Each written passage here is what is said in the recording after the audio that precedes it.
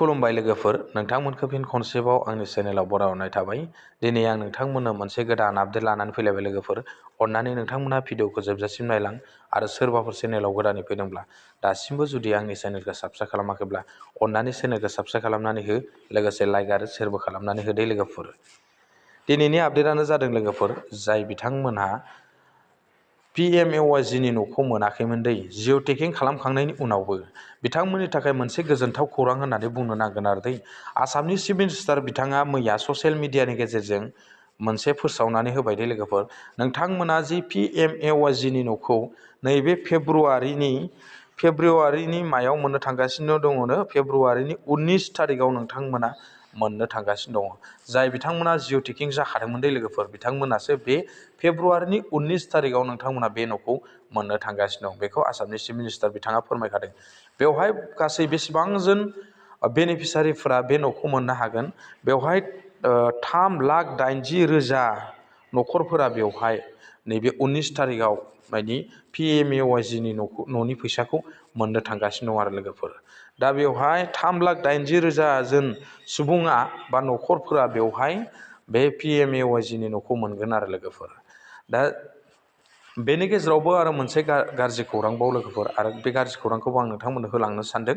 बे गाज्रि खौराङानो जाहैबाय, जायनि न'खराव फाक्का न' दंखायो आरो अर्थात जायनि न'खराव 4 साखा गारि दङ आरो जायनि इनकामा बोसोराव 10 लाख 15 लाखनि बारा जायो, बिथांमोननि न'खराव बे न'खौ होनाय जानाय नङा होनना बुंदों आरो लोगोफोर।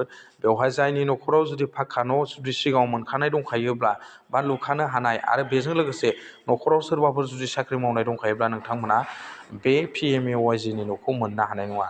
जुदि बे PMAYG नि न'खौ जुदि नोंथांमोना अख्रायैनो जुदि लामारोब्ला, सोरबा मेम्बार, सोरबा ग्राम पन्सायतनि जि PDC फोरजों आरो लोगोसे GRS फोरजों जुदि नोंथांमोना जुदि फैसा होनानै जुदि घुस होनानै बेखौ जुदि लायोब्ला, जुदि नोंथांमोना लामारनाय जायोब्ला, नोंथांमोनखौ अख्रायैनो लायोब्ला नोंथांमोनखौ केस होनाय जागोन होननानै आसामनि चिफ मिनिस्टार बिथाङा फोरमायहरखादों। आरो जुदि नोंथांनि न'खरनि खाथियाव जुदि सोरबाफोर जुदि बे न'खौ लामारदोंब्ला, नोंथाङा बेवहाय आसामनि चिफ मिनिस्टारा मोनसे जिमेल फोसावनानै होखादों, नोंथांमोना बे जिमेलाव कमप्लेन खालामनानै हरनो हागोन आरो लोगोफोर। आं बेखिनिखौ नोंथांमोननो फोरमायखाबाय दे लोगोफोर, जाहाथे नोंथांमोना जुदि मिथिखानानैबो बेफोरबायदि खामानिखौ मावा, जाहाथे बयबो समानै बे PMAYG नि न'खौ मोननो हायो लोगोफोर। सिगाङाव मोनखाबाय जिहेथु नोंथांमोना इयुनाव जाहाथे लाबावनांला, न'खराव जुदि मोनखानाय दङब्ला जुदि गुबुन जुदा जायाखैबा लोगोफोर। आं बेखिनिखौ नोंथांमोननो फोरमायहरखाबाय। आरो बेजों लोगोसे जाय बिथांमोननि न'खराव जिअ' टेगिं खालामजायाखै, बा जायनि न'खराव जिअ' टेग खालामजायाखै बा सिगाङाव थालांदोंमोन, आरो लोगोसे बिथांमोननि न'खरा दाबावैसो जुदा जानानै रेशन कार्ड गोदान जाबाय, बिथांमोननि थाखायबो आसामनि चिफ मिनिस्टारा फोसावनानै होखादों। माने नोंथांमोननि थाखायबो बे जिअ' टेग खालामनो थाखाय बा जिअ' टेगिं खालामनो थाखाय नोंथांमोननो माने गोदान मोनसे सार्भे सिस्टेम बिथांमोना दैथायहरदों होननानै आसामनि चिफ मिनिस्टार बिथाङा फोरमायहरखादों। आरो बे गोदान जिअ' टेगआबो नैबे दाबावैनो जागोन लोगोफोर।